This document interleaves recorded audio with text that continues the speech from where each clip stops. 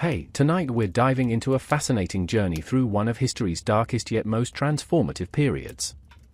Before you get comfortable, take a moment to like the video and subscribe, but only if you genuinely enjoy what I do here. Let me know in the comments where you're tuning in from and what time it is for you. Now dim the lights, maybe turn on a fan for that soft background hum, and let's ease into tonight's journey together. You wake before dawn, not to an alarm clock, but to the distant tolling of church bells echoing across the countryside. The sound drifts through the thin walls of your thatched cottage, mixing with the gentle lowing of cattle and the rustle of straw beneath your body. Your bed isn't the memory foam sanctuary you know today, it's a simple pallet of woven rushes and wool, perhaps elevated on a wooden frame if your family has been fortunate this harvest season. The rough linen shirt you've slept in clings to your skin, damp with the morning mist that seeps through every crack and crevice of your medieval home as you stretch and feel the familiar ache in your joints, a constant companion in this world without modern medicine. You can already smell the wood smoke beginning to curl from chimneys throughout your village. Someone, probably your neighbor Margaret, is already stoking her hearth, preparing the first meal of what will be a long day of labor. But today feels different. There's an electricity in the air, a sense of anticipation that makes even the roosters seem to crow with extra enthusiasm. Today is a feast day. You rise slowly, your bare feet touching the packed earth floor that's been swept clean but never quite loses its faint scent of animals and herbs. Through the single window, a luxury in your cottage, just an opening covered with oiled parchment, you can see the first hints of dawn painting the sky in shades of rose and gold. The world outside is waking up, and with it comes the promise of something magical, a break from the relentless cycle of work that defines your existence. In medieval times, life was hard, brutally, unforgivingly hard. You spent your days bent over crops, tending animals, spinning wool, or practicing whatever craft kept your family fed. Your hands were permanently stained with dirt, your back perpetually sore, your stomach often half empty. But when the church declared a holy day, when the harvest was finally complete, or when your lord decided to celebrate a wedding or military victory, everything changed. The medieval world knew how to celebrate, and when they did, they held nothing back. You pull on your best tunic, the one made of wool dyed with expensive madder root that gives it a deep, rich red color. It's the same garment you wore to your sister's wedding last spring, and you'll wear it to every important celebration until it falls apart.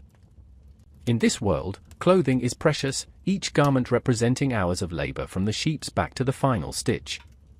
Your fingers trace the simple embroidery around the neckline, stitched by your mother's careful hands during the long winter evenings when there was little else to do but work by firelight. The sound of voices draws you outside, where you see your neighbors emerging from their own cottages, dressed in their finest clothes and wearing expressions you rarely see during the grinding routine of daily labor: joy. Pure, uncomplicated joy. Children run between the houses, their laughter ringing out like church bells, while the adults call greetings to one another and begin the slow migration toward the village center. Medieval celebrations weren't just parties, they were essential releases for a population living under enormous pressure. Imagine spending most of your waking hours focused purely on survival. Will there be enough grain to last through winter? Will the Lord's tax collectors leave your family with sufficient food? Will disease strike your village? Will raiders come from the next valley over? Against this backdrop of constant uncertainty, celebrations became vital pressure valves, allowing entire communities to step outside their daily struggles and remember what it meant to be human, to feel pleasure, to laugh until your sides hurt. As you walk through the village, you notice how the very air seems different. The usual urgency that drives people from task to task has evaporated, replaced by a leisurely pace that feels almost sinful after months of dawn to dusk labor. Your neighbor Thomas, usually bent over his blacksmith's forge with sweat streaming down his soot-covered face, today wears a clean linen shirt and carries a wooden flute tucked into his belt. The baker's wife, normally flour-dusted and harried as she tends her ovens, has braided ribbons into her hair and hums a melody you recognize from last year's harvest festival. The village green, typically used for grazing sheep or holding the weekly market, has been transformed overnight. Long wooden tables stretch across the grass, their surfaces already beginning to groan under the weight of food. And what food it is! You can smell roasted meat from here, an almost shocking luxury in a world where most people subsist on bread, porridge, and vegetables.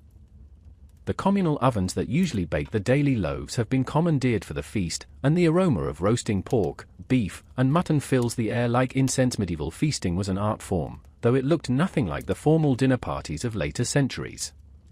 When communities gathered to celebrate, they did so with a kind of controlled chaos that was beautiful to behold. Tables weren't set with individual place settings. Instead, people shared wooden bowls, carved trenchers made from hard bread, and communal cups that passed from hand to hand.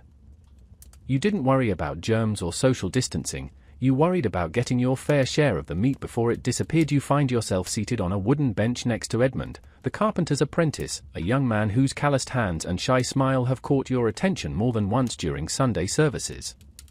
Today, he seems more relaxed, the constant tension of learning his demanding trade temporarily forgotten. He offers you a drink from a leather flask, ale, rich and dark and stronger than the watered-down versions you usually consume with your daily meals. The first sip burns slightly going down, but warmth spreads through your chest immediately. Medieval ale wasn't the refined beer of modern times. It was thick, often cloudy, sometimes flavored with herbs like horehound or nettle. But it was safe to drink, unlike the water from most wells, nutritious, and mildly alcoholic enough to take the edge off the hardships of daily life. On celebration days, the ale flowed freely, and people drank with the kind of enthusiasm that comes from knowing such pleasures are rare and precious around you. The feast begins to take shape. The village priest, Father Benedict, offers a blessing over the food, his Latin words mixing with the smoke from the cooking fires and the chatter of excited voices.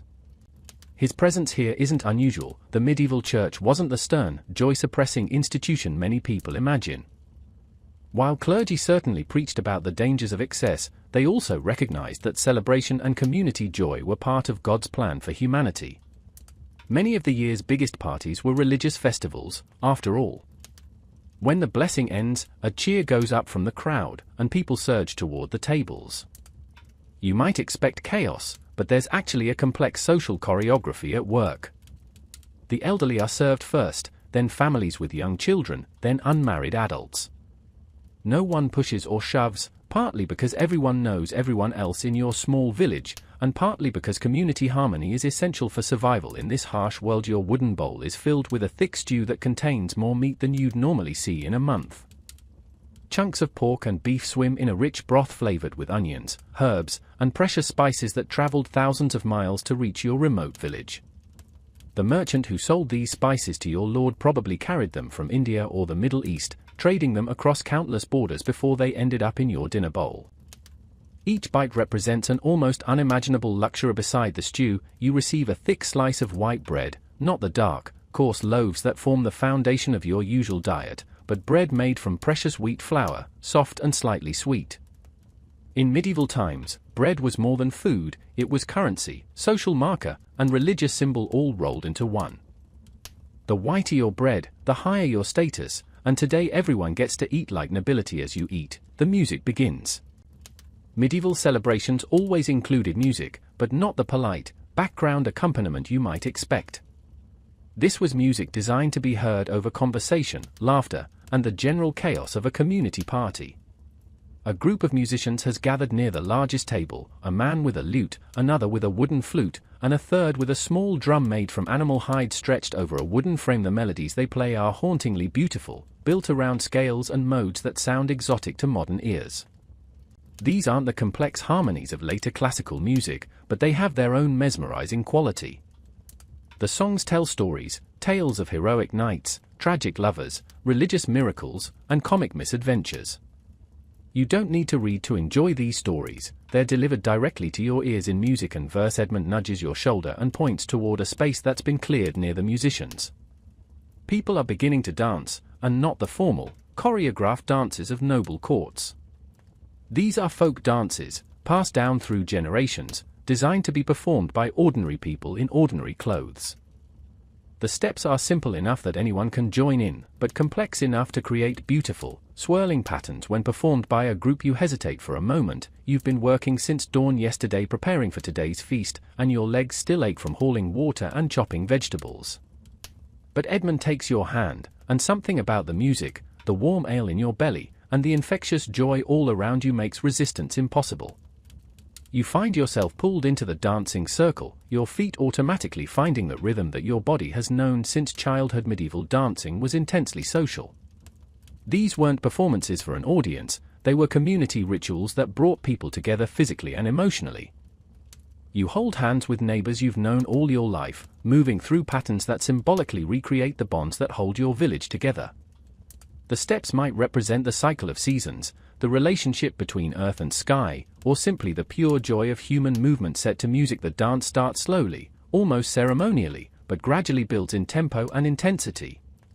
Soon you're spinning and weaving through patterns that make you dizzy with laughter. Your heavy wool skirt swirls around your legs, and you can feel sweat beginning to bead on your forehead despite the cool evening air.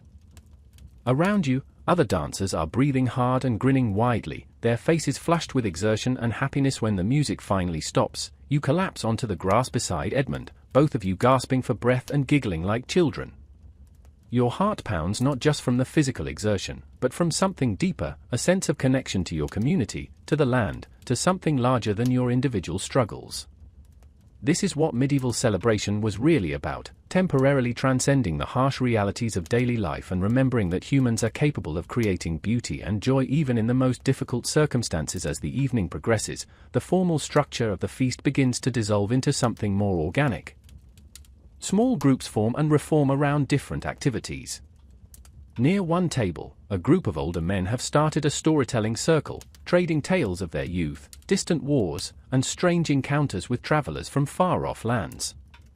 Their stories might not all be true, but truth isn't really the point. Entertainment, connection, and the passing down of cultural memory are what matter. Children race between the tables, playing games with sticks and stones and scraps of cloth. Medieval childhood was brief. Most young people were already working alongside their parents by age 7 or 8, but on celebration days, they were allowed to simply be children. You watch a group of them playing a game that involves tossing stones into holes dug in the ground, their competition fierce but friendly near the cooking fires. A different kind of celebration is taking place. The older women of the village have gathered to share gossip, advice, and the kind of deep, knowing laughter that comes from decades of shared experience. They've earned their leisure time through years of back-breaking work, and they savor these moments of rest and social connection. Medieval women's lives were incredibly constrained by modern standards, but they weren't entirely powerless. Within their sphere, the home, family relationships, local community networks, they wielded considerable influence. These informal gatherings were where much of the village's real decision-making happened, where marriages were arranged, disputes settled, and community wisdom passed down from generation to generation. You find yourself drawn into conversation with these women, listening as they discuss everything from the best remedies for winter coughs to concerns about the upcoming tax assessment. Their talk is punctuated by frequent references to saints, seasonal signs, and folk wisdom accumulated over lifetimes of careful observation. "Mark my words," says Agnes, the miller's wife, "we'll have an early frost this year." The blackbirds are already gathering around the circle, other women nod knowingly. In a world without scientific weather prediction, such observations could mean the difference between a successful harvest and winter starvation. As full darkness falls, torches are lit around the green, casting dancing shadows that make the whole scene feel magical. The celebration is far from over. Medieval parties often lasted well into the night, sometimes continuing for days if the occasion was special enough. People didn't have to worry about getting up early for office jobs or school drop-offs. When the community decided to celebrate, work stopped, and celebration became the most important activity. The music has grown quieter now, more intimate. A single lute player sits near one of the torches, playing melodies that seem to weave themselves into the smoky air. People gather around him in small clusters, some humming along with familiar tunes, others simply listening with the kind of focused attention that modern people rarely give to music. In a world without recorded sound, every musical performance was unique and precious. You settle onto a pile of rushes next to Edmund, feeling the comfortable tiredness that comes from a full stomach, good ale, and hours of social connection. His shoulder touches yours, and you're acutely aware of the warmth radiating from his body in the cool night air. Medieval courtship was both more and less formal than modern dating, more constrained by family expectations and social rules, but also more physical in some ways. People lived in close quarters, worked side by side, and had fewer opportunities for privacy, which made moments like this especially charged with meaning. "Listen," Edmund whispers, pointing toward the edge of the green where another kind of entertainment has begun. A traveling performer, a jongleur or minstrel, has set up near one of the larger torches and is beginning what appears to be a comedy routine. Medieval humor was often bawdy, physical, and deeply irreverent. These performers made fun of everything: pompous nobles, hypocritical priests, unfaithful spouses, and the general absurdities of human nature. The jongleur begins with a story about a foolish knight who mistakes his own reflection in a pond for a rival warrior and spends hours fighting himself. His performance is highly physical. He acts out both parts, fighting an invisible opponent with exaggerated gestures that have the audience roaring with laughter. Medieval entertainment was rarely subtle, but it was effective. People who spent their days dealing with genuine hardships appreciated humor that was direct, energetic, and unafraid to poke fun at authority. Between comedy routines, the performer demonstrates other skills: juggling, acrobatics, and what appears to be minor magic tricks involving disappearing coins and multiplying scarves. These traveling entertainers were essential to medieval social life, carrying news, stories, and skills from village to village across a continent where most people never traveled more than a few miles from their birthplace. As you watch the performance, you're struck by how different this kind of entertainment is from anything in your modern experience. There's no barrier between performer and audience. People call out suggestions, heckle good-naturedly, and sometimes join in the performance itself. When the jongleur calls for volunteers for his next routine, several villagers eagerly step forward, ready to make fools of themselves for the amusement of their neighbors. Medieval celebration was participatory in ways that modern entertainment rarely is. People didn't just consume culture, they created it together.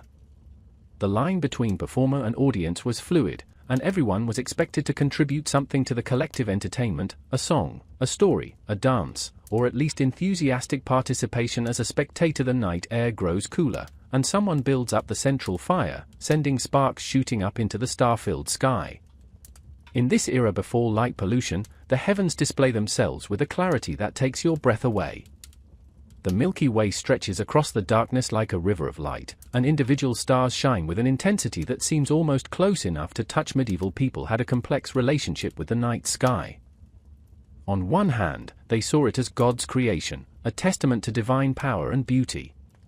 On the other hand, they believed the stars influenced human destiny in ways both wonderful and terrifying.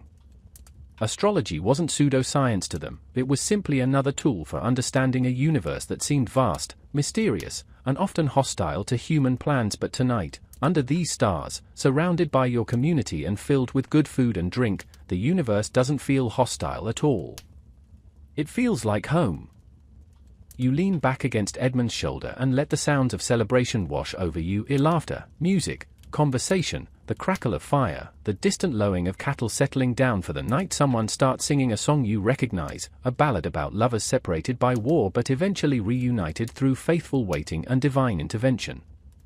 Other voices join in, creating the kind of spontaneous harmony that happens when people share cultural references so deeply that they've become second nature. Medieval communities were oral cultures, and everyone knew the same songs, stories, and sayings. Singing together wasn't a special skill, it was as natural as speaking. As the ballad progresses through its many verses, you find yourself thinking about the strange mixture of tragedy and joy that defines medieval life.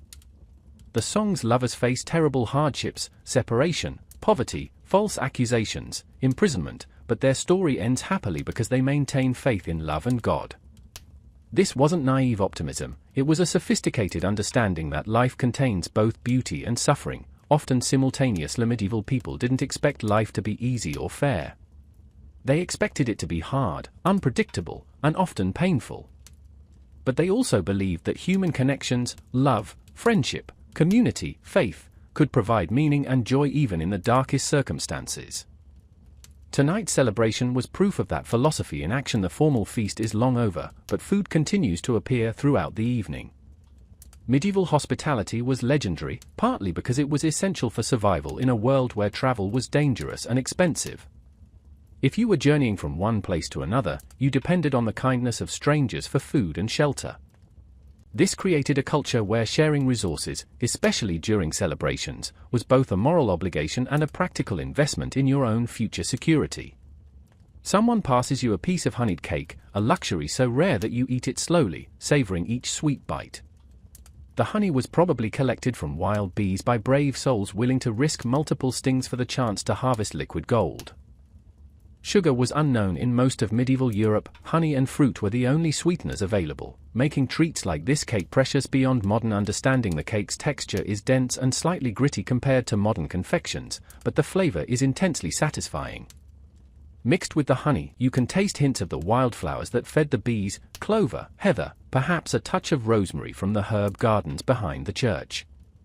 Each bite connects you directly to the landscape around your village, to the seasons and weather patterns that determine whether such luxuries are possible. As you eat, a new kind of music begins. Someone has brought out a hurdy-gurdy, a complex stringed instrument that produces sound through a hand-cranked wheel that acts like a violin bow. The music it creates is both rhythmic and melodic, with drone notes that seem to vibrate in your chest cavity. This is music for serious dancing, not the community circle dances of earlier, but the kind of energetic, athletic dancing that requires stamina and skill. Couples begin forming up for what appears to be a competitive dance. Medieval people were surprisingly athletic, despite their reputation for being primitive. Their daily lives required constant physical exertion, and their celebrations often included activities that would challenge modern fitness enthusiasts. Dancing all night after a full day of manual labor was simply part of the cultural expectation. You watch as Edmund stands and extends his hand to you with a grin that's half invitation, half challenge. The hurdy-gurdy's rhythm is infectious, and around you other couples are already beginning to move through steps that look both graceful and demanding. You accept his hand and let him lead you into the dancing area, feeling excitement and nervousness in equal measure. This dance is nothing like the gentle community circles from earlier. It's fast, competitive, and physically demanding. Partners spin each other with enough force to make your skirts flare out dramatically. You leap and bound in ways that would be shocking in more formal settings, but here, in the midst of celebration, feel perfectly natural. Medieval dancing wasn't always gentle or refined. Much of it was athletic, sensual, and designed to show off physical prowess. Young people used dance as a form of courtship ritual, demonstrating their health, stamina, and grace to potential partners. Older adults danced to prove they still had energy and vitality. Children danced because movement and music filled them with irrepressible joy. The hurdy-gurdy's tempo increases, and the dancing becomes more frenzied. You're breathing hard now, and sweat dampens your linen undergarments despite the cool night air. Your heart pounds not just from exertion but from the intoxicating combination of music, movement, and Edmund's hands guiding you through increasingly complex patterns. Around you, other dancers are equally absorbed in the rhythm. You catch glimpses of faces flushed with effort and joy, skirts swirling, men's tunics darkening with perspiration.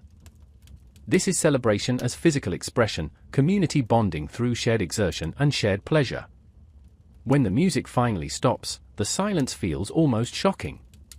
Dancers stand panting and grinning, looking around at each other with the kind of satisfied exhaustion that comes from pushing your body to its limits.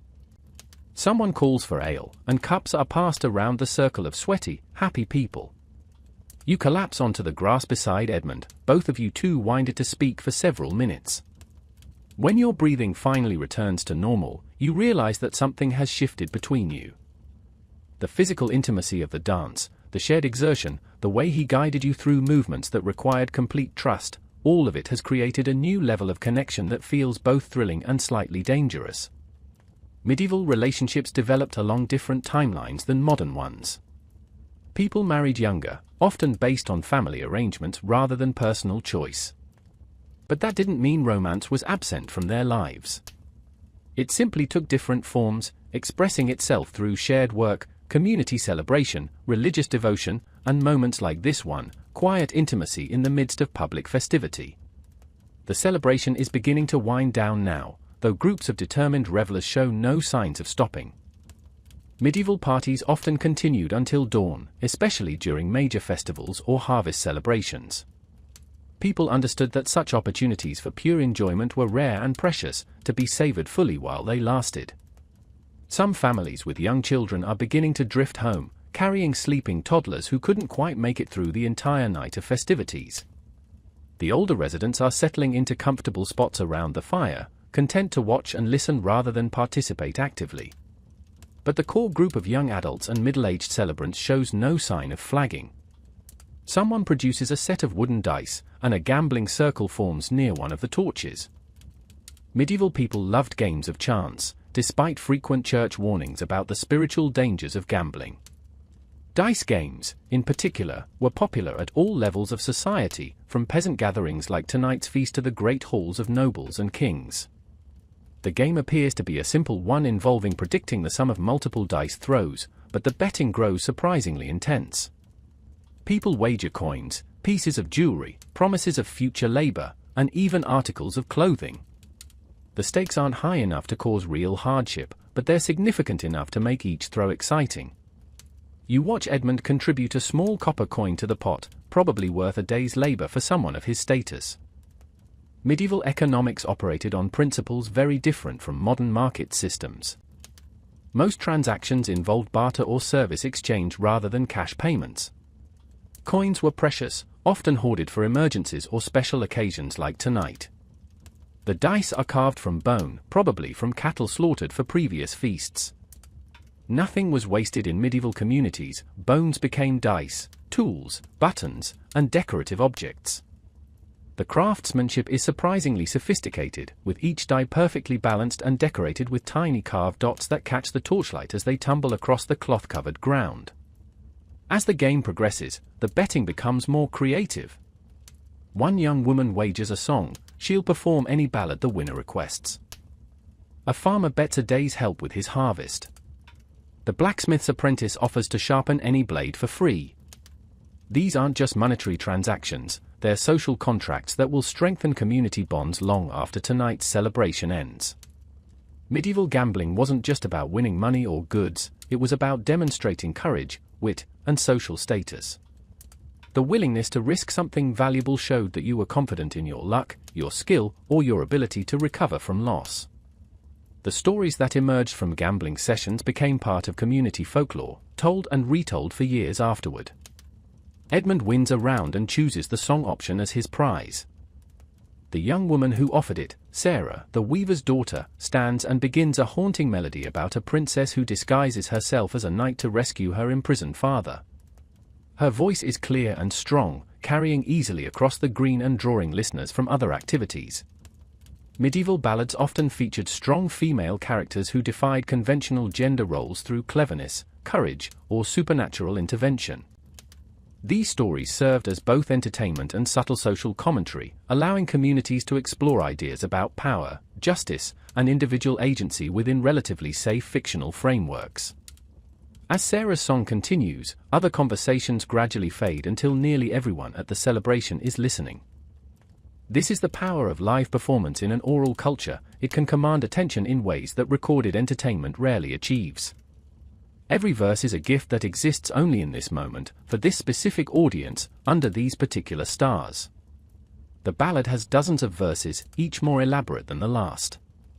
The disguised princess faces increasingly difficult challenges. She must defeat a giant in single combat, solve riddles posed by a magical owl, and cross a bridge guarded by a knight who has never been defeated. Each obstacle requires different skills, physical strength, intellectual cleverness, and moral courage. Medieval storytelling wasn't afraid of complexity or ambiguity. Heroes weren't perfect, villains weren't entirely evil, and happy endings usually came at significant cost.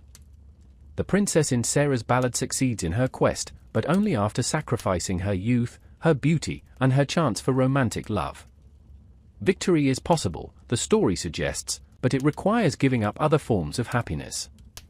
When the ballad finally ends, the silence that follows is profound. Everyone sits quietly for several moments, absorbing the story's emotional impact. Then, gradually, conversations resume and activities restart, but with a slightly different energy. The song has added a layer of depth to the evening, a reminder that even in the midst of celebration, life's serious themes are never far away. Medieval people didn't separate entertainment from education, or pleasure from moral instruction. Stories, songs, and games were expected to carry meaningful messages about how to live well, how to face adversity, and how to maintain hope in difficult circumstances. Tonight's celebration has included all of these elements, creating an experience that feeds both body and soul. The fire is burning lower now, and someone adds more wood, sending a fresh shower of sparks into the night sky. The sound of the crackling flames mixes with quiet conversations, distant laughter, and the gentle strumming of a lute. This is the magic hour of any medieval celebration, when the formal activities have ended, but the informal connections continue to deepen. You find yourself in conversation with people you've known all your life but rarely have time to really talk with. Thomas the blacksmith tells you about his plans to experiment with a new type of horseshoe design. Margaret the baker's wife shares her concerns about her eldest son, who wants to leave the village to seek his fortune in the nearest city. Old William, the miller, reminisces about celebrations from his youth, when his grandfather was still alive and could tell stories about the Great Plague that devastated the region decades ago. These conversations remind you of something essential about medieval community life: people knew each other's complete stories. They witnessed each other's births, marriages, struggles, and deaths. Privacy was almost unknown, but neither was loneliness. Everyone's joys and sorrows were shared by the entire community, creating bonds that modern people can barely imagine. Medieval relationships weren't always harmonious. Small communities could be hotbeds of gossip, jealousy, and petty conflicts. But they were also incredibly supportive. When someone's house burned down, the entire village helped rebuild it. When a family faced starvation, neighbors shared their limited resources. When a woman gave birth, other women gathered to help with childcare and household tasks. Tonight's celebration is both a product of this interconnectedness and a reinforcement of it. By sharing food, drink, music, and stories, the community reaffirms its commitment to mutual support. These aren't just individual people having fun, they're a collective organism strengthening the bonds that make survival possible. As you listen to the conversations flowing around you, you're struck by how different medieval social interaction was from modern communication. People spoke more slowly, listened more carefully, and invested more emotional energy in each exchange. Without books, newspapers, television, or internet, human conversation was the primary source of information, entertainment, and intellectual stimulation. The stories people tell tonight range from practical advice about winter food storage to elaborate fantasies about distant lands where gold grows on trees and rivers flow with wine. Some are obviously true, others clearly fictional, and many fall somewhere in between. Truth and imagination blend freely in oral culture, creating a rich tapestry of shared meaning that encompasses both factual knowledge and collective dreams. Edmund, sitting beside you on the grass, has grown quiet as the evening progresses. You can sense him gathering courage for something, and when he finally speaks, his voice is softer than usual. "Would you walk with me tomorrow?" he asks. After morning prayers, before the work begins. In medieval courtship, such an invitation carried significant weight. Private time between unmarried young people was rare and carefully regulated by family and community expectations. A request for a walk was essentially a declaration of romantic interest, the first step in what might become a formal courtship process. You feel your heart skip in a way that has nothing to do with the dancing or the ale. Edmund's question represents possibility, the chance for your life to take a new direction, to include new forms of happiness and partnership. But it also represents risk. Medieval marriage was primarily an economic arrangement, and your family's approval would depend on Edmund's prospects as much as your personal feelings. Yes, you hear yourself saying, surprised by the certainty in your voice. "I would like that." Edmund's smile transforms his entire face, and you realize that he was genuinely uncertain about your answer. This vulnerability makes him seem younger somehow, despite the calloused hands and broad shoulders that mark him as a skilled craftsman. Medieval life aged people quickly, but it also preserved certain kinds of innocence, especially around romantic relationships. Around you, other quiet conversations are taking place, some romantic, some practical, some philosophical. The formal entertainment has given way to intimate human connection, the kind that happens when people feel safe, fed, and surrounded by community. This is perhaps the most important function of medieval celebration, creating space for the emotional and spiritual needs that daily survival often forces into the background. The night air carries the scent of wood smoke, ale, and the faint sweetness of wildflowers from the fields beyond the village. Overhead, the stars wheel slowly through their ancient patterns, marking time on a scale that makes human concerns seem both insignificant and precious. Medieval people were acutely aware of their smallness in the cosmic order, but they were also deeply convinced of their importance in God's plan for creation. As the celebration continues into the deepest part of the night, you're aware that something valuable is happening here, something that transcends the specific details of food, drink, music, and conversation. The community is healing itself from the accumulated stresses of daily survival, reconnecting with joy and possibility, creating memories that will sustain people through the difficult months ahead.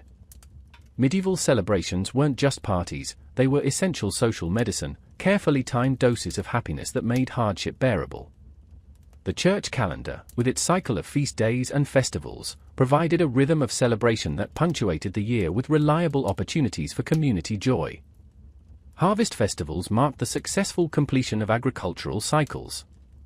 Saints' days honored spiritual protectors and provided excuses for regional gatherings. Wedding celebrations and baptismal feasts marked important personal transitions.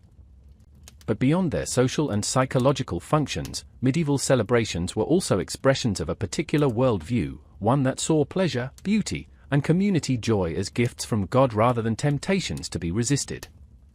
While the Church certainly warned against excess and moral danger, it also recognized that humans were created to experience happiness, and that denying all earthly pleasure was a form of ingratitude for divine generosity. The balance wasn't always easy to maintain. Medieval theologians spent enormous amounts of intellectual energy trying to distinguish between appropriate celebration and sinful indulgence. But at the community level, people seemed to navigate these complexities with practical wisdom, celebrating enthusiastically while maintaining the social bonds and moral frameworks that made their communities viable. Tonight's feast represents this balance in action. The celebration is joyful and energetic, but it's also orderly and inclusive. No one goes hungry while others feast. The elderly and children are cared for. The entertainment is ribald but not malicious. The drinking is generous but not destructive. This isn't accidental, it's the result of centuries of cultural evolution that shaped celebration practices to serve community needs. As the hours pass, the crowd gradually thins. Families with young children have long since departed. Some of the older adults have settled into comfortable spots around the fire where they doze lightly while maintaining a social presence. A dedicated core of young people continues to dance, play music, and engage in animated conversation, but even their energy is beginning to flag. You realize with some surprise that you're not particularly tired, despite having been awake since before dawn and active for most of the day. There's something energizing about community celebration that seems to operate independently of individual physical resources. The shared excitement, the musical stimulation, the emotional satisfaction of social connection, all of it combines to create a state of heightened awareness that can sustain people far beyond their normal limits. Medieval people were accustomed to physical endurance in ways that modern people can barely comprehend. Their daily lives required constant exertion, and their bodies were conditioned to function effectively even when tired, hungry, or uncomfortable. Celebrating all night after a full day of work wasn't particularly remarkable, it was simply another form of the stamina that survival required. But tonight's endurance feels different from the grim persistence needed for daily labor. This is joyful endurance, powered by pleasure rather than necessity. You're tired, but you're also exhilarated. Your feet are sore from dancing, but they want to keep moving. Your voice is hoarse from singing and conversation, but you want to keep talking. Someone starts another song, a slow, haunting melody that seems perfectly suited to the late hour. It's a song about time passing, seasons changing, and the bittersweet nature of all human joy. The lyrics acknowledge that tonight's celebration will end, that winter will come, that life will return to its usual difficulties. But they also affirm that the happiness experienced here is real and valuable, worthy of remembrance and gratitude. Medieval people had a sophisticated understanding of temporality that modern cultures often lack. They lived closer to natural cycles, more aware of seasonal changes, more conscious of the passage of time. They understood that celebration was precious precisely because it was temporary, that joy was meaningful because it existed against a backdrop of hardship. As the song continues, you find yourself thinking about the larger rhythms that govern medieval life. the daily cycle of prayers that mark the hours from dawn to dusk. The weekly rhythm of work and Sabbath rest. The monthly cycles of markets and court sessions. The yearly round of planting, growing, harvesting, and resting. And punctuating all of these regular patterns, the irregular celebrations like tonight, moments when ordinary time stops and community joy takes precedence over everything else. This understanding of time as cyclical rather than linear shaped how medieval people approached both work and celebration. They didn't see leisure as something to be earned through productivity or happiness as a goal to be achieved through progress. Instead, they understood celebration as part of the natural rhythm of human existence, as essential as sleep or food or prayer. The fire burns lower, and the shadows grow longer. Some couples have paired off for private conversations in the darker corners of the green. Others continue to cluster around the musicians or the storytellers. A few hardy souls are still passing dice and making small wagers, though the betting has become more symbolic than serious. You notice that the social dynamics of the celebration have shifted throughout the evening. Early on, the gathering was dominated by formal elements, the blessing, the communal feast, the organized dancing. As the night progressed, it became more informal and intimate. Now, in these deepest hours, it's become almost dreamlike, with small groups forming and dissolving around different activities, conversations becoming more philosophical, and the boundary between celebration and ordinary social interaction growing increasingly blurred. This evolution reflects the sophisticated social intelligence of medieval communities. People understood intuitively how to structure celebrations to meet different needs at different times. The formal elements early in the evening served to unite the community, establish shared purpose, and ensure that everyone felt included. The informal activities later allowed for more personal connections, romantic possibilities, and individual expression. Edmund stands and stretches, his joints cracking audibly in the quiet air. "I should probably check on the workshop," he says reluctantly. "Master Geoffrey will want to start early tomorrow, and I haven't banked the forge properly." You nod, understanding. Medieval craftsmen couldn't simply leave their work at the office. Their tools, materials, and workspaces required constant attention. A forge left improperly tended could go cold, wasting precious fuel and time. Raw materials could be damaged by moisture or pests. Apprentices were responsible for maintenance tasks that ensured the workshop would be ready for the next day's labor. But Edmund's comment also signals something else, the gradual return to ordinary concerns that marks the end of any celebration. Even the most magical evenings eventually give way to practical necessities. The forge must be tended, the animals fed, the daily work resumed. "I'll walk with you partway," you offer, standing and brushing grass from your skirts. The movement makes you aware of how the night air has grown cooler while you've been sitting. Your woolen cloak, forgotten during the energetic dancing, now feels welcome as you pull it around your shoulders. Together, you and Edmund begin to walk away from the central celebration toward the cluster of workshops that occupy one side of the village. The sounds of music and conversation fade gradually behind you, replaced by the quiet night sounds of a medieval community, the soft shuffling of animals in their pens, the distant cry of an owl, the rustle of wind through thatched roofs. The path between the cottages is familiar even in the darkness. You've walked these routes countless times during daylight hours. But tonight, everything seems slightly transformed by the lingering effects of celebration. The ordinary landscape feels more beautiful, more significant, charged with the emotional energy of the evening's festivities. Medieval people were intimately connected to their physical environments in ways that modern people struggle to understand. Every tree, path, building, and field held personal and cultural significance. This wasn't just the place where you happened to live, it was the landscape of your identity, the physical manifestation of your community's shared history and values. Walking through the village at night, you can sense the sleeping presence of your neighbors in their cottages. Behind each door and window are people whose lives intersect with yours in countless ways: the family that helped rebuild your roof after last winter's storm, the woman who taught you to spin wool, the man who shoes your family's horse, the children you've watched grow from infancy to useful members of the community. This interconnectedness created both security and claustrophobia. You were never truly alone, but you were also never truly private. Everyone knew your business, your family history, your strengths and weaknesses. This knowledge could be comforting in times of crisis, when the community rallied to help those in need. But it could also be oppressive, especially for anyone who didn't fit easily into conventional social roles.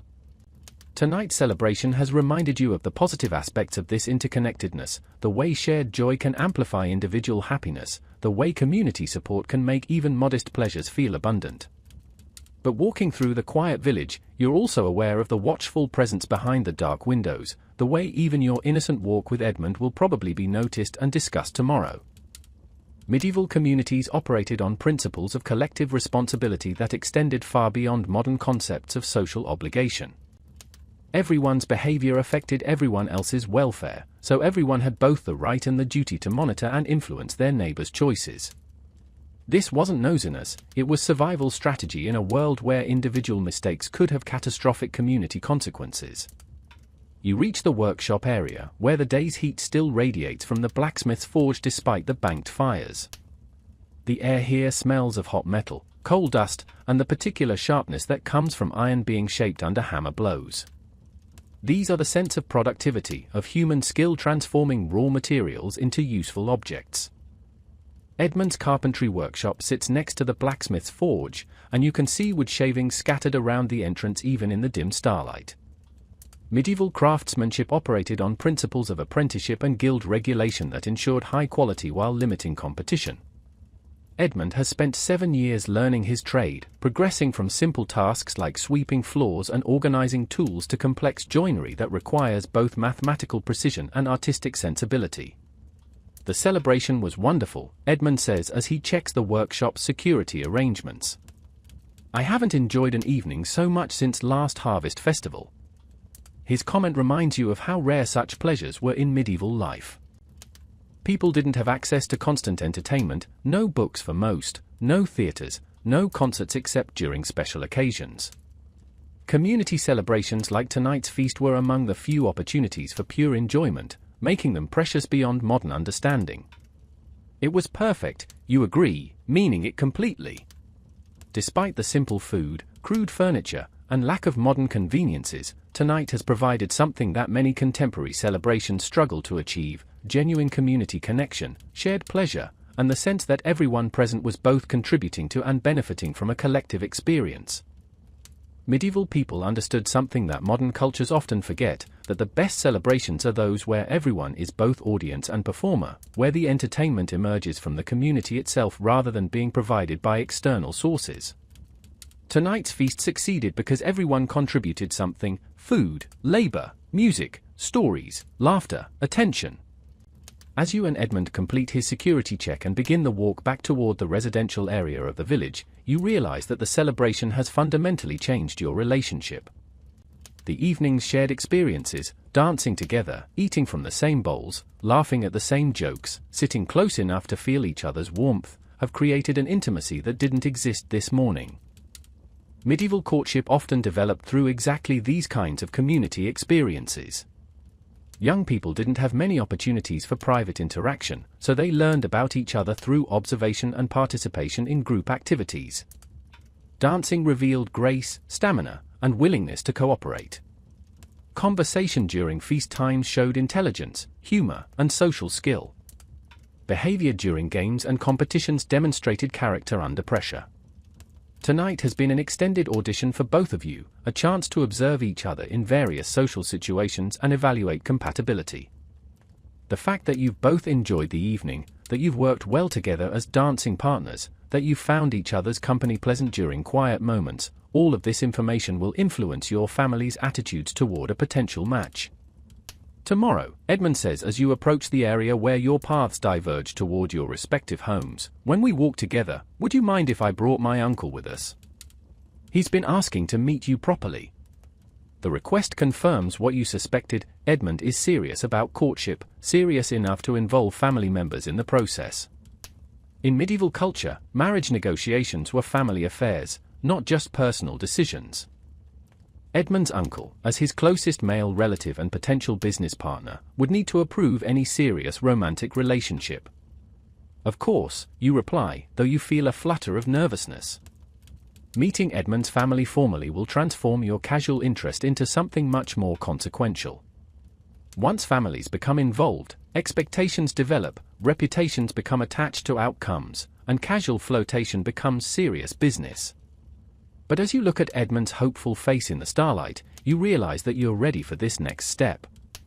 Tonight's celebration has shown you something about the possibilities that exist even within the constraints of medieval life. Joy is possible, beauty can be created, love can flourish even in harsh circumstances. You part ways at the crossroads, Edmund heading toward the craftsman's quarter while you continue toward your family's cottage. The sounds of celebration are still audible from the village green, though much quieter now. A few dedicated revelers are apparently determined to celebrate until dawn, maintaining the tradition that the best feasts continue until the sun rises. Walking alone through the dark village, you feel a complex mixture of tiredness and exhilaration. Your feet are sore from dancing, your voice hoarse from singing, your stomach pleasantly full from rich food. But your spirit feels lighter than it has in months. Tonight has reminded you that life contains possibilities beyond the daily struggle for survival. Medieval people lived with constant awareness of life's fragility and uncertainty. Disease, famine, war, and accidents could destroy individual lives or entire communities with little warning. Against this backdrop of vulnerability, celebrations like tonight's feast served as powerful affirmations of human resilience and community strength. The celebration wasn't an escape from reality, it was a demonstration that humans could create beauty, joy, and meaning even in the most challenging circumstances. The music, dancing, storytelling, and shared feasting proved that communities could not only survive hardship but maintain their capacity for pleasure and artistic expression. You reach your family's cottage, where a single candle burns in the window, your mother's way of ensuring that you can find your way home safely. The sight fills you with warmth that has nothing to do with the small flame's heat. This is what medieval community life offered, the knowledge that you were part of something larger than yourself, that your safety and happiness mattered to others, that you belonged. Inside the cottage, your parents and younger siblings are already asleep, though you can hear your father's gentle snoring from the alcove where your parents' bed is located. Medieval homes offered little privacy, but they provided security and familial connection that modern people often lack. You know that if you had not returned home tonight, your family would have organized a search. You also know that tomorrow they'll want to hear every detail of the celebration. You undress quietly in the darkness, hanging your best dress carefully on a wooden peg so it won't wrinkle. This garment will need to last for years, serving as your formal wear for weddings, religious festivals, and other important occasions.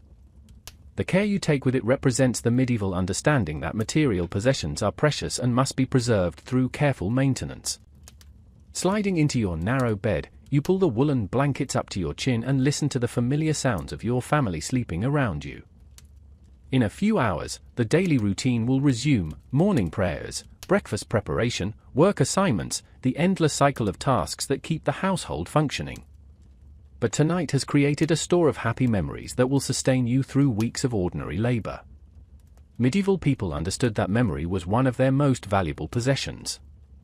In a world without photography, video recording, or extensive written records, the ability to preserve and recall meaningful experiences was a crucial life skill.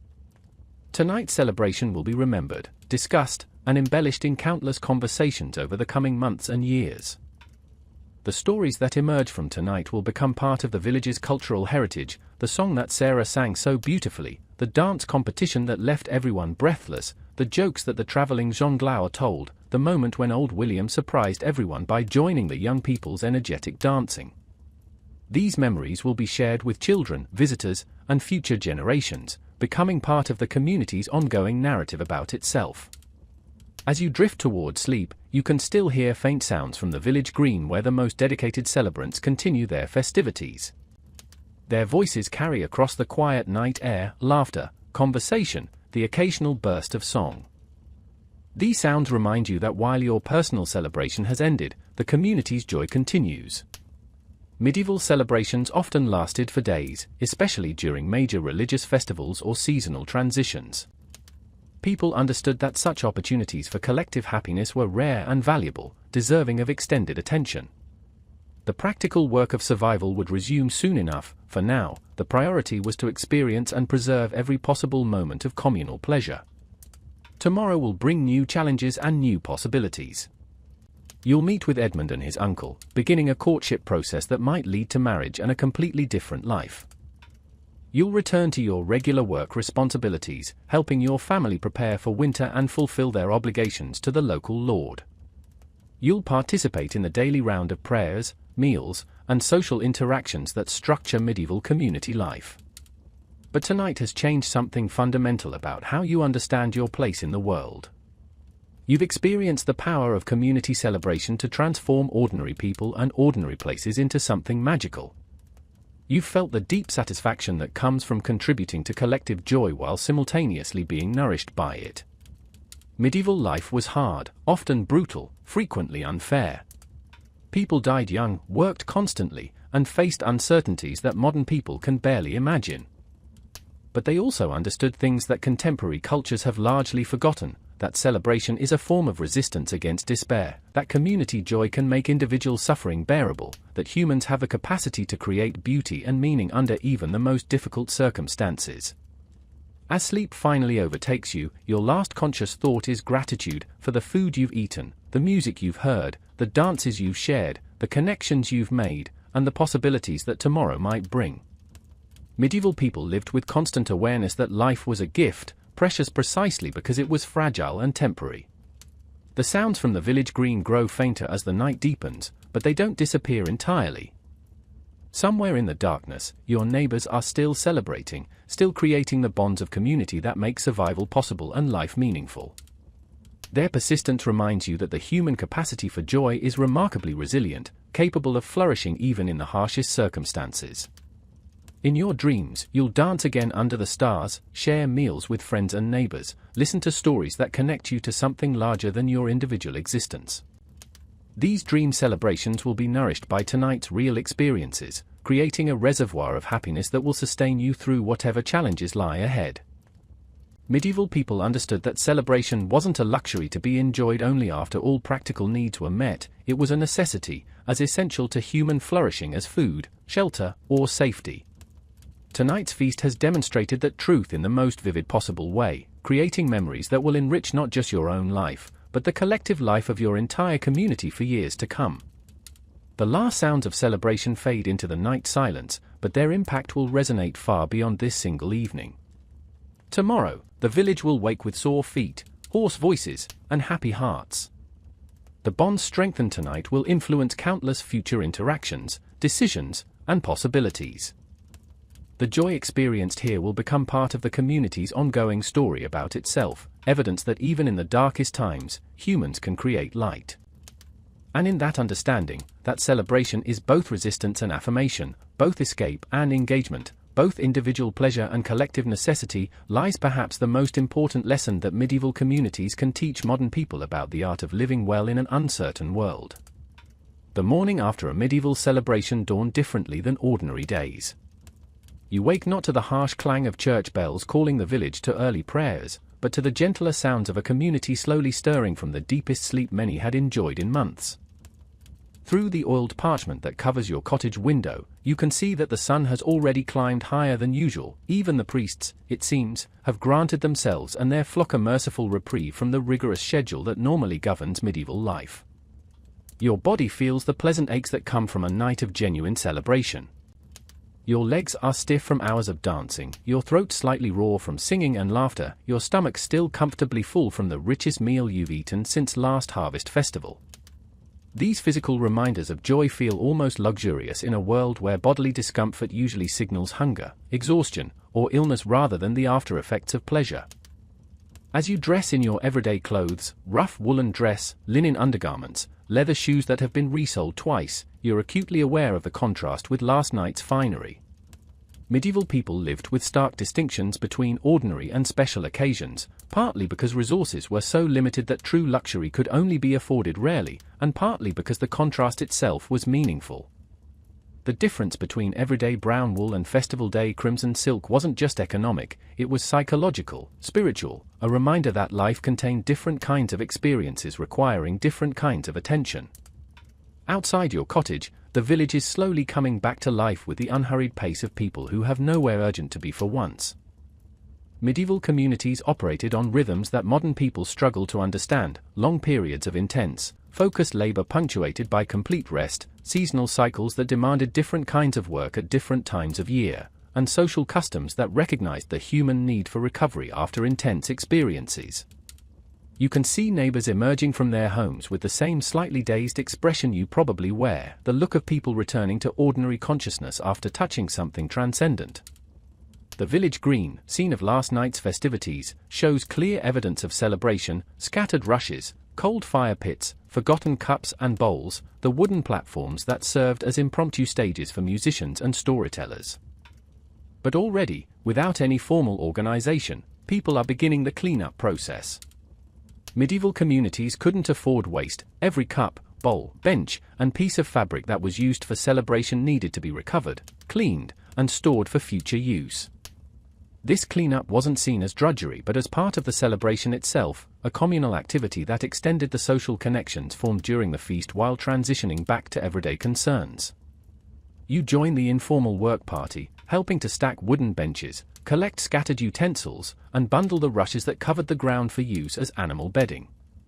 The work is easy and social, punctuated by laughter as people discover forgotten items and share memories from the previous night.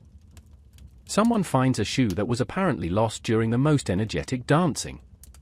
Someone else discovers a wooden cup carved with intricate designs, clearly a treasured possession that its owner will be relieved to recover. Medieval people understood the importance of transition rituals, activities that helped communities move smoothly from one state of being to another. The morning after cleanup served this function perfectly, allowing people to process their experiences while gradually returning to normal responsibilities. The work was necessary, but it was also therapeutic, a way of integrating the joy of celebration with the satisfaction of productive labor. As you work, you notice Edmund approaching from the direction of his workshop, carrying a wooden bucket and wearing the slightly sheepish expression of someone who stayed up far later than was wise. He catches your eye and smiles, and you feel the same flutter of excitement that his presence provoked last night. Medieval courtship operated within strict social boundaries, but within those boundaries, genuine affection could develop and flourish. "Good morning," he says, setting down his bucket and joining the cleanup effort. "I trust you slept well despite the late hour." The question is perfectly proper, the kind of polite inquiry that could be made in front of anyone, but it carries undertones that only you can hear. He's asking whether you, like him, lay awake thinking about the evening's events, whether you're experiencing the same mixture of happiness and anticipation that has clearly affected his sleep. "Very well, thank you," you reply, matching his formal tone while allowing your eyes to convey additional meaning. "And you?" "I imagine the workshop required attention after such festivities." Medieval conversation was an art form that modern people rarely master. Without privacy for direct communication, young people developed sophisticated systems of coded language, meaningful glances, and subtle gestures that allowed them to communicate romantic interest while maintaining social propriety. Every exchange between potential courting partners was both public performance and private communication. Edmund's presence during the cleanup sends several messages to the community. It demonstrates his commitment to village social life, his willingness to contribute labor without being asked, and his desire to spend time in your vicinity. Other villagers notice these things and file them away as evidence of his character and intentions. Medieval communities were careful observers of social dynamics, partly because everyone's personal choices affected the group's overall welfare. As the morning progresses and the cleanup nears completion, you become aware of a different kind of preparation beginning around the village.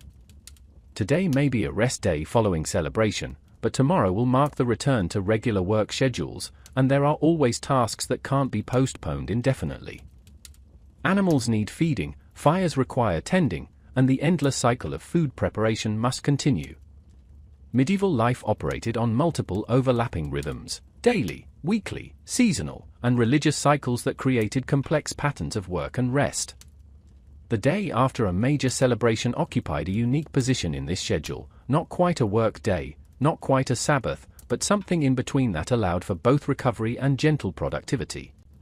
You notice that some families are using the relaxed pace to tackle projects that require collaboration but aren't urgently time-sensitive.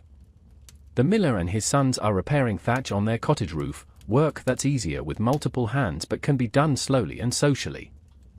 The baker's wife and her daughters are organizing their herb garden, pulling weeds and harvesting seeds while chatting about last night's entertainment. Medieval work was deeply social in ways that modern employment rarely achieves. People labored alongside family members, neighbors, and friends, creating products that would be used by people they knew personally. The social bonds formed during celebrations like last night's feast carried over into work relationships, making even difficult tasks more bearable through shared experience and mutual support. Edmund approaches you as the formal cleanup concludes, his manner slightly more serious than it was earlier. "If you're still willing," he says quietly, "my uncle would like to meet you this afternoon. After dinner, when the day's heat has passed." The invitation represents a significant escalation in your relationship. Meeting Edmund's family formally will signal to the entire community that serious courtship is beginning.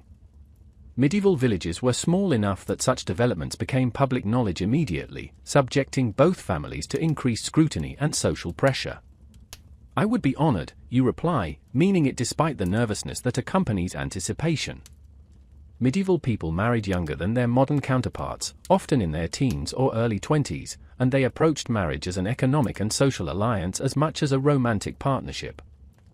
Edmund's proposal for a formal family meeting suggests that he sees genuine potential for a lasting relationship. The rest of the morning passes quietly as the village settles into its post-celebration rhythm. People move more slowly than usual, speak more softly, and seem generally more contemplative. Medieval communities understood that intense social experiences required processing time, and they structured their schedules to allow for this psychological necessity. You spend the early afternoon helping your mother with routine household tasks, spinning wool, preparing simple meals, tending the small garden plot behind your cottage. The work is familiar and soothing, requiring enough attention to prevent anxiety about the upcoming meeting with Edmund's uncle, but not so much that you can't reflect on recent developments. Medieval women's lives were heavily constrained by modern standards, but they weren't entirely powerless within their designated spheres. Marriage negotiations, while formally conducted by male family members, were actually influenced by complex networks of female opinion and advice. Your mother, grandmother, and other women in your family will play crucial roles in evaluating Edmund's suitability as a potential husband. "He's a good worker," your mother observes as you card wool together, referring to Edmund without naming him directly. Medieval communities were small enough that such indirect references were perfectly clear to everyone involved. The master carpenter speaks well of his skills, and his family has a solid reputation. This kind of practical evaluation was typical of medieval courtship discussions. Romantic attraction was considered important, but it was balanced against practical concerns about economic stability, family compatibility, and social standing. A marriage that began with mutual affection but lacked practical foundations was unlikely to survive the pressures of medieval life. "I believe he's honorable," you reply carefully. Medieval young people were expected to have opinions about potential spouses, but they were also expected to defer to family wisdom about practical matters. "And we work well together during community activities." Your mother nods approvingly. She's observed your interactions with Edmund during various village gatherings and has apparently reached positive conclusions about his character and intentions. Medieval mothers were skilled at evaluating potential sons-in-law, knowing that their daughter's future happiness and security depended on making wise choices about marriage partners.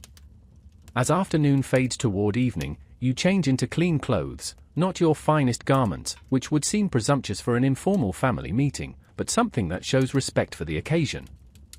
Medieval social interactions operated according to complex rules about appropriate dress, behavior, and conversation that reflected both personal courtesy and community harmony. Edmund arrives at your cottage precisely as arranged, accompanied by an older man who shares his broad shoulders and careful way of moving.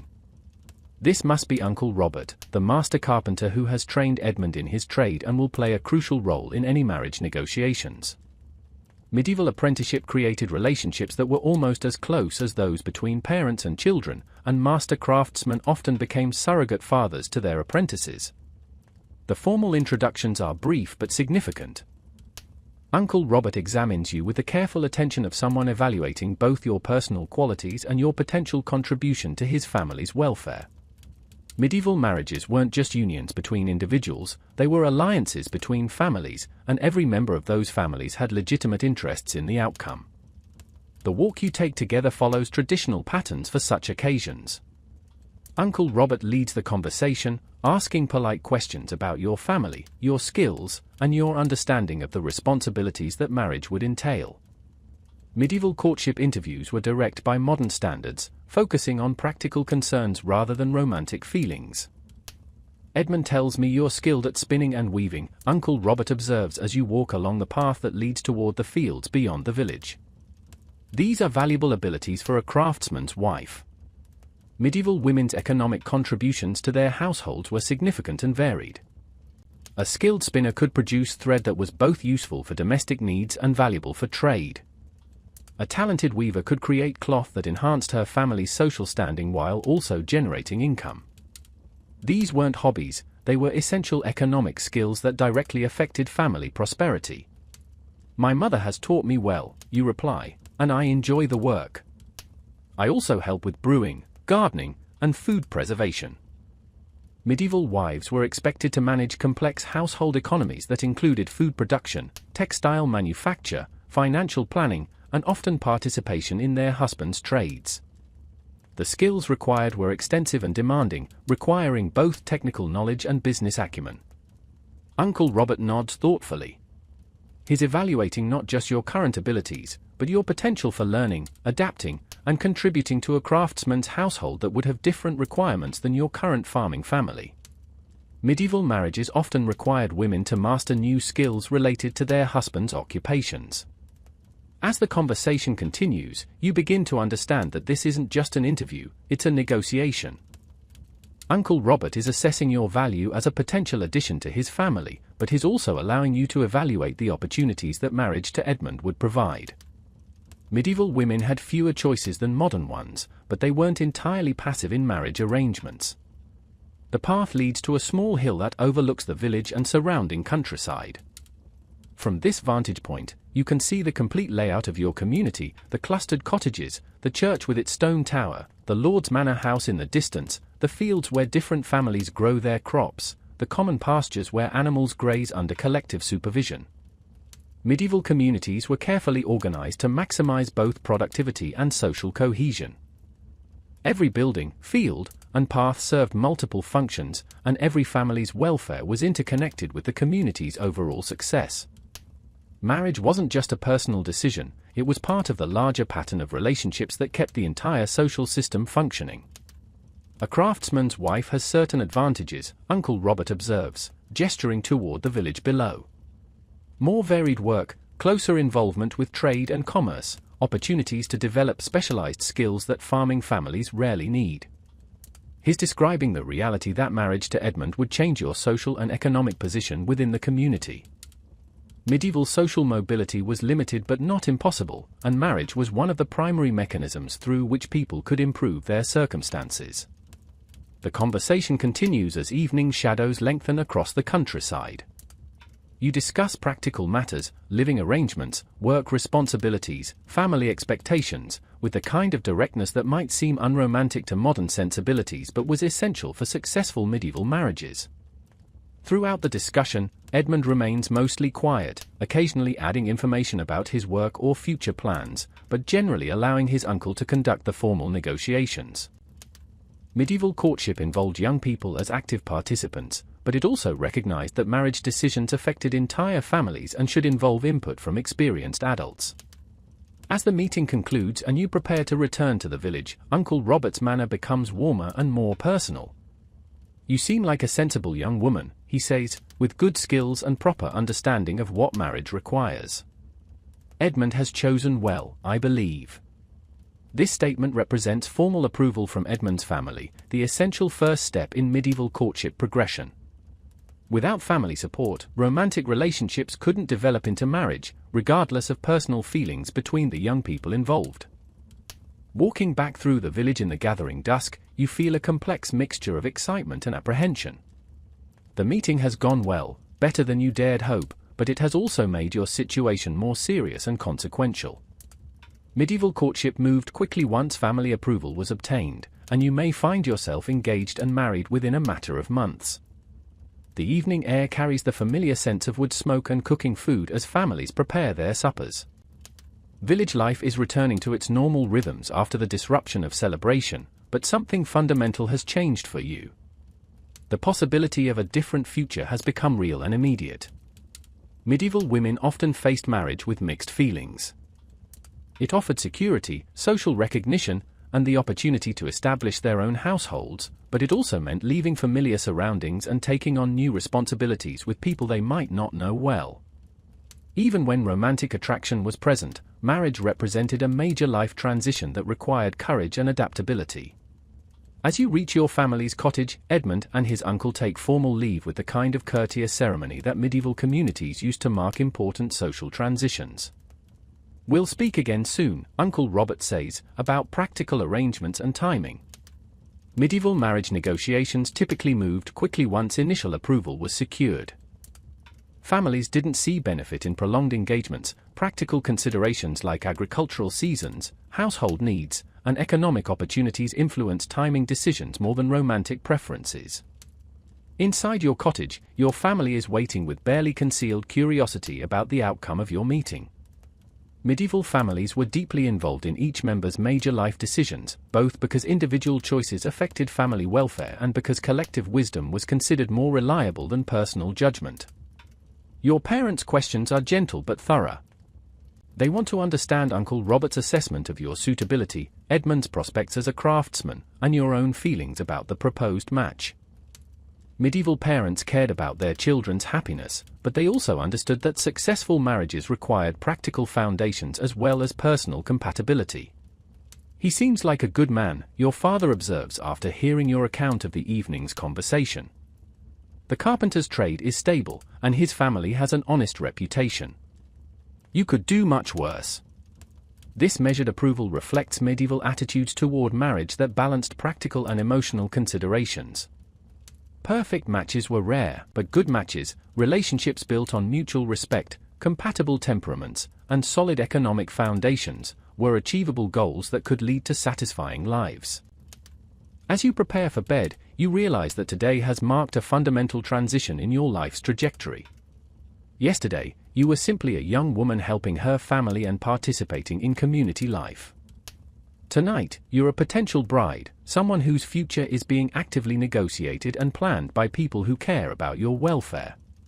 Medieval people understood that individual lives were embedded in larger social networks that shaped possibilities and constrained choices. Your developing relationship with Edmund exists within a web of family obligations, community expectations, and economic necessities that will influence every aspect of how it progresses. But within those constraints, genuine affection and partnership can flourish. The warmth in Edmund's eyes during tonight's conversation, the careful way he listens to your opinions, the gentle courtesy he shows to your family, all of these suggest that marriage could offer not just security and social position, but also companionship and mutual support. Medieval marriages were practical arrangements, but they weren't loveless contracts. Many couples developed deep affection for each other over years of shared work, shared struggles, and shared achievements. The foundation of respect and compatibility that's being established now could grow into something much richer and more meaningful. As you settle into sleep, you can hear the quiet sounds of village nighttime, animals settling in their pens, the distant murmur of voices from neighboring cottages, the soft whisper of wind through thatch. These familiar sounds feel both comforting and poignant tonight, reminders of the life you've known and might soon leave behind. Medieval people understood that all transitions involve loss as well as gain. Marriage would bring new opportunities and experiences, but it would also mean leaving the home where you've grown up, the daily routines you've known since childhood, the constant presence of the family that has shaped your identity. But such transitions were also recognized as natural and necessary parts of human development. Medieval communities were structured to support people through major life changes, providing networks of assistance, advice, and encouragement that made even difficult transitions manageable. Tomorrow will bring new conversations, new decisions, and new steps toward a future that is beginning to take concrete shape. But tonight, you rest in the knowledge that you are surrounded by people who care about your welfare. that your choices are supported by family and community wisdom, and that even in a world of limited options, meaningful happiness remains possible. The celebration that began this transformation seems like months ago rather than yesterday, but its effects continue to ripple through your life and the life of your community. Medieval people understood that significant events create lasting changes, that moments of joy and connection can alter the trajectory of entire lives. In your dreams, you dance again under the stars, but now Edmund's face is clearer, his hands more familiar, his presence more central to your vision of the future. The dream celebration blends seamlessly with memories of actual festivities, creating a landscape of possibility where medieval constraints and medieval joys exist side by side, where practical necessities and romantic hopes find ways to coexist and flourish.